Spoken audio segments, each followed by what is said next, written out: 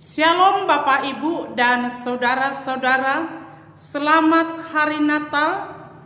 Selamat hari Natal Bapak Ibu dan saudara-saudara.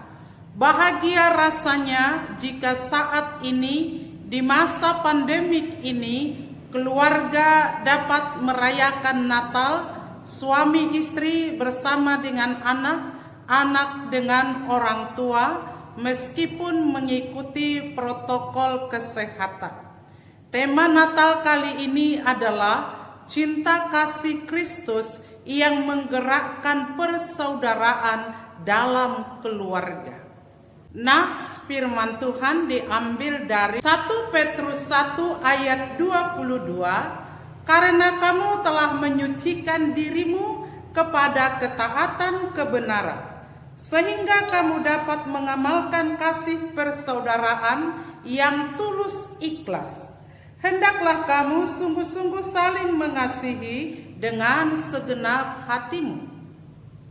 Bapak, Ibu, dan saudara-saudara, yang dikatakan keluarga terdiri dari suami, istri, anak, mertua, pembantu, menantu, atau siapa saja yang ada di dalam rumah itu sudah dikatakan keluarga.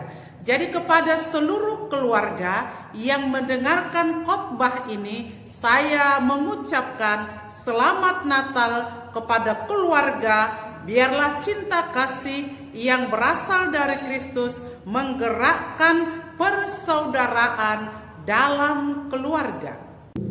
Pelaksanaan kasih terhadap keluarga digerakkan oleh kasih yang berasal dari Tuhan kita Yesus Kristus, yaitu Injil, kebenaran yang tidak hanya tertulis tetapi pribadinya, yaitu Yesus Kristus yang menjadi teladan datang ke bumi ini untuk menyelamatkan manusia. Karena begitu besar kasih Allah akan dunia ini, sehingga ia mengaruniakan anaknya yang tunggal, supaya setiap orang yang percaya kepadanya tidak binasa, melainkan beroleh hidup yang kekal sampai selama-lamanya.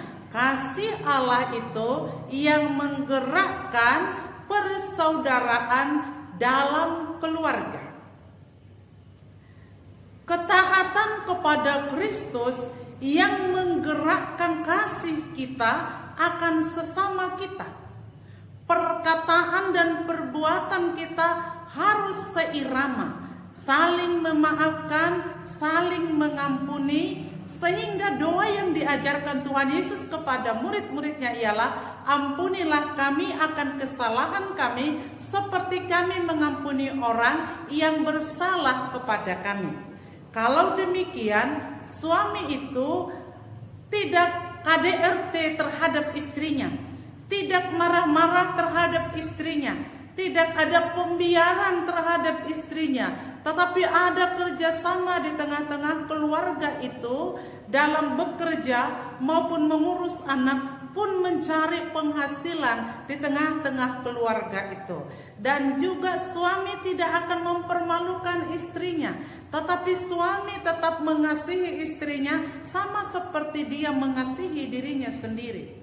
Pun demikian, istri tidak akan mempermalukan suaminya, tetapi menghormati suaminya di luar maupun di rumah, maupun di hadapan anak-anaknya. Karena suami itu adalah pemimpin, dan karena suami itu adalah cinta kasih dari istri itu.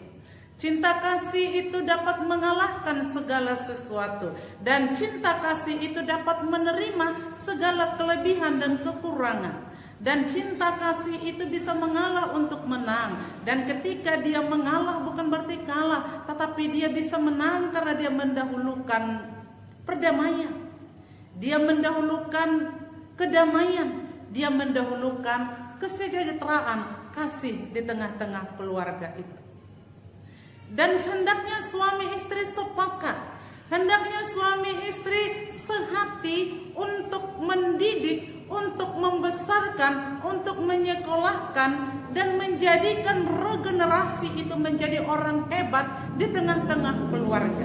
Dengan cara tidak hanya memberikan makanan secara jasmani kepada anak-anak, dan tidak cukup hanya memberikan uang kepada anak-anak, tetapi lebih dari itu mendoakan anak-anak itu, mengajari anak-anak itu, dan juga bagaimana supaya keluarga itu dapat menjadi teladan guru yang baik bagi anak-anaknya, sehingga anak-anak ini bisa pintar secara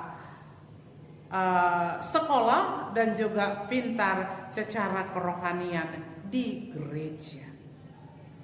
Kasihilah saudaramu dengan sungguh-sungguh, meskipun dia bukan orang kaya, orang berpendidikan, dan orang yang berpangkat, meskipun dia menyakiti hatimu, meskipun dia memfitnah kamu, meskipun kamu sudah meminjamkan uang kepadanya tidak dibayarnya, tetapi engkau harus mengasihi dia. Bahkan engkau harus berdoa supaya dia berubah, dan engkau harus berdoa terhadap musuh. Itulah yang mengasihi dengan sungguh-sungguh. Ketika engkau mengharapkan perubahan dari orang lain, maka engkau harus mengadakan perubahan terlebih dahulu. Keluarga yang memiliki kasih adalah menjadi pribadi yang memiliki kasih di tengah-tengah masyarakat. Jika engkau mau merubah dunia ini, maka engkau harus duluan berubah. Masalah tidak masalah ketika engkau tidak mempermasalahkannya, tetapi masalah itu akan menjadi lama ketika engkau permasalahkan itu. Perubahan itu sangat menyakitkan, tetapi lebih menyakitkan lagi jika seharusnya kamu tidak berada di situ. Engkau anak baik, engkau anak Tuhan.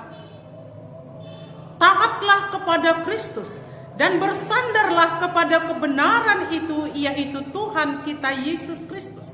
Engkau harus saling mengasihi, saling mengampuni, saling mendahulukan di daerah perantauan sampai engkau kembali ke daerah asalmu, yaitu sorga yang Tuhan persiapkan kepadamu.